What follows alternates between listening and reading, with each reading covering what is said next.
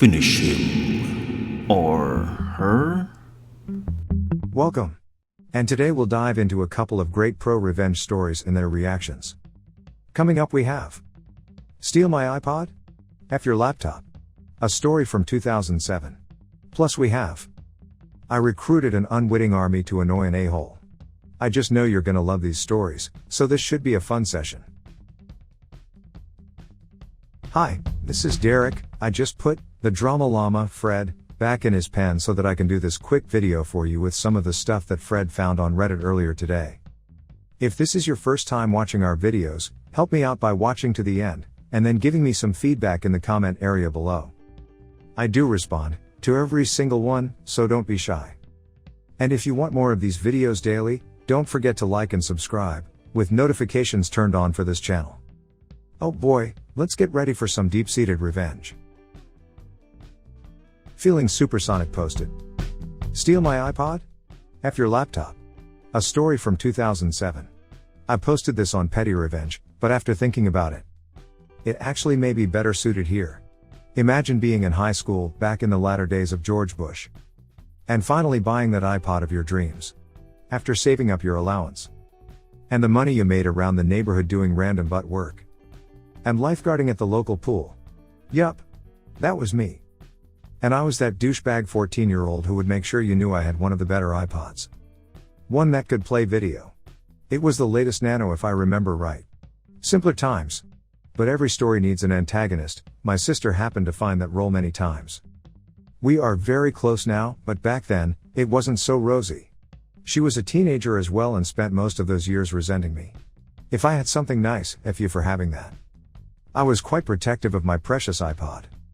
She raised quite the poop storm when my parents refused to buy her one. Your brother saved his money, we didn't pay for it. We are not stopping you from buying one too if you save your money. That was their attitude toward any luxury that us kids wanted. Even up to that time when buying a first car was on the table. We each had to buy our own. It built character and taught responsibility. Well, that iPod goes missing one day at home. When I knew damn well I had left it charging at the family computer. I left it unattended. My parents confirmed they did not touch it. And all eyes were on my sister. I'll jump ahead here, as it turned out. She had indeed taken it and had one of her friends temporarily store it. Until the heat was off of her. She knew my parents would essentially strip search her. After this unraveled, one of my buddies saw her with the iPod at school several days later. It was time for payback. Back then, I liked to think of myself as a bona fide hacker. That's right, I knew all about batch files and how to open command prompt. Don't effing cross me.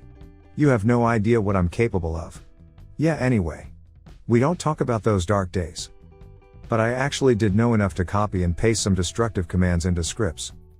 Using del and reg delete commands and the like. In the days of Windows XP, this would essentially require reinstalling the OS. I also was aware of a program called bat2exe which could package your batch files. And associated files it would call from the same directory into a normal exe file. And you could pick an icon to slap on that exe if you had the eco file on hand. It doesn't take a genius, because as much as I thought I was one, I wasn't, to devise a plan here. I put a script together with the worst poop I could muster. And gave it the Internet Explorer icon. This went on to my sister's computer. Which was an old Pentium M laptop which barely had enough butt to load MySpace at the time. My hacker abilities allowed me to log into the administrator account. By booting into safe mode or something. And simply replacing the iExplorer.exe main file with my science experiment. I believe I had it to where it actually opened the real Internet Explorer in parallel. So I could deny this more easily. Fast forward to that magical moment. She's home from color guard practice and is ready for an evening full of poopy webcam photos. That use every mid-2000s effect ever created. But before she can upload them. Disaster. The screen resolution goes tits up, and the color profile is 16 colors for some reason. Random pop-up messages every few seconds. Microsoft Windows has detected a giant "see you next Tuesday. Please consider a system upgrade" and stuff like that. Your hard drive is jammed with peanut butter. Restart required. The whole script plays out and she's left with a paperweight. Until someone can get around to sorting it. Unfortunately, the computer guy in the family took quite a while to get around to it. My dad knew damn well that I had something to do with this. Even if he didn't understand it fully. He made my sister apologize to me before I helped her with her laptop. And made her buy me a new case for it. After she threw away the one I had to try and make it less identifiable. Well, that's the story, folks. I have a video from 8+ years ago of this script running in a virtual machine if anyone wants to see it. Hope 2021 is off to a decent start for you. Feeling supersonic. To people asking what happened to the iPod. I got it back after learning from my buddy that she was going to have it on her. She was in a world of poop from my very traditional discipline that child parents. In addition to her laptop being a boat anchor for a few weeks. What are your thoughts on feeling supersonic story? Please share in the comments below. Here's how some Reddit members reacted to this story. Linubitix reacted with, "Did you ever get your iPod back?" Yup. Only to sell it shortly after and buy an iPod Touch. Which I lusted after. I was broke for most of high school. Koigon reacted with, "Well written, with a sense of eye rolling at the writer's own self. For how smart they thought they were. And glad to hear that the relationship with your sister has improved. Well done, both the revenge and the retelling of it." What a bunch of great reactions. Now on to the next story posted by Mercury Foe. Real. Who posted? I recruited an unwitting army to annoy an a-hole. Back in the early 90s, my friend, I'll call him Lou because that's his name, was selling his RX-7 via an ad in the old print auto trader. It came out every Thursday, so that first weekend was critical for sales. The very first guy that came to see it on Saturday said he wanted to buy after driving it. Of course he had to finance, so they couldn't finish the sale during the weekend. Lou was worried about losing all the bites from the new ad. So he asked for a deposit of $500.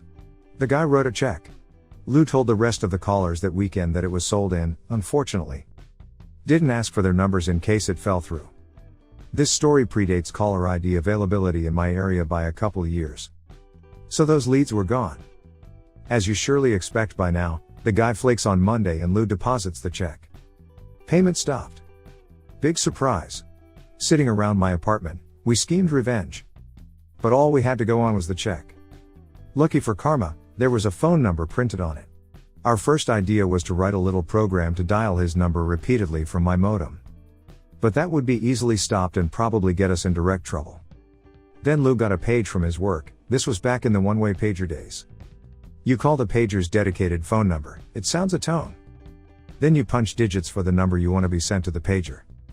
The person with pager receives the number you entered and, presumably, calls it. Everyone with a pager made sure that people who needed to get a hold of them had the number for their pager. You'd see pager numbers in print and TV ads all the time for various services. Boom, angelic choir sings, heavenly light goes off. Lou's pager number and my pager number had the same prefix, middle 3 digits. What if we randomly dial numbers with that prefix and page them all to this guy's number? So we order a pizza, open some beers, and start looking through the yellow pages at locksmiths and tow truck services to find more pager prefixes. We wind up with a dozen or so. After that, it's half an hour of coding in ye olde Borland C++. I put together a program that would cycle through our list of known prefixes and add a random final 4 digits to get a random pager. It calls the pager's number, pauses, then dials this a-hole's number and throws a 911 suffix on there for good measure. Which is something people with pagers understood to indicate an emergency of some kind. The whole thing was just generating a string like a random combination of number and a whole number, where XXX is the pager prefix and YYYY is random. Commas make pauses, since you need to connect to the paging service before you can enter the message. Make string, send to modem, wait for no carrier, hang up, repeat. We start eating the pizza and let it fly. I was very picky about my devices. So my modem was a US robotics courier. You could set an S register to control how long it would sound each tone when dialing. Uber nerds like myself would keep tinkering with that to get it as fast as possible, while still being recognized by the phone service. It was very fast. I swag it could run through 4 pages per minute. So this guy would get 240 calls per hour. We just watched it run and laughed our butts off. We realized pretty early on that we didn't really know if it was working. So we wandered down to the 7-Eleven and called him from a payphone. just in case he could somehow trace it or the popo were on the case and watching. A man answered and I said, "Hello, I got a page at this number." I heard an audible sigh and then he just hung up. Gold. We ended up running it for a few hours, then let it go quiet for a few days. Then we scheduled it to start dialing in the middle of the night every few days. Plus we'd fire it up by hand randomly whenever we had a party. We checked again from the 7-Eleven after a week and it went to an answering machine, which did the rapid tone at the end of the greeting to indicate the tape was full. We reasoned that the line was still ringing, anyway, so we kept it at for another month or so. Eventually, we got the disconnected warning when we made one of our regular checkups. I'm sure he just changed the number. I like to think about that guy answering the phone after a few days of silence when we started it up. I can vividly imagine his response at the "Did someone page me to this number?" as he slams the phone down and then it rings again a few seconds later. Or, of course, coming home from work and having an answering machine full of random people asking about being paged. And, yeah, we annoyed several thousand people into calling this guy by the end. But each of those people was only put out for a single call. A cost, yes, but a necessary one for justice. What are your thoughts on Mercury Faux Real story? Please share in the comments below. Here's how some Reddit members reacted to this story. Tricky Radish reacted with, "Oh, fun with pagers. My first corporate job was level 1 support for a Fortune 500 company. Big room with all of us in it. Boss man had a cubicle in the corner. Nobody else had a cubicle. Anyway, he would always dial his phone on speaker, then pick up once someone answered. I ended up finding a phone number that had a local area code which was a phone sex line. Now, this one didn't waste any time. Once the call connected, the recording got right down to business. So I paged him with it. Then waited. I heard him call it and the whole room heard the "I wanna suck your" before he picked up the phone so fast. It sent the phone sailing into the wall. Tuning Hammer reacted with, I did something similar. In that my boss had a desk phone where 2 or 3 buttons could be assigned to frequently called numbers. Button number 1 was his home phone. So I reprogrammed that to a sex line. The next time he called his wife he got something unexpected. And finally, Bill Bixby aka Hulk reacted with, in that situation, I would have asked for $50 cash. He knew he could cancel the check so the check was worthless. If your friend demanded cash the guy likely would have cut and run if he wasn't a serious buyer. But likewise, if he did have to back out, it's enough to cover another ad. And also unlikely to be an amount the guy would try to come after him for.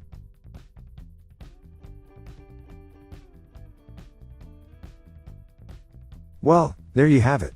A perfectly great question answered by a bunch of fine and honorable citizens. Help support this channel by smashing the like and subscribe buttons.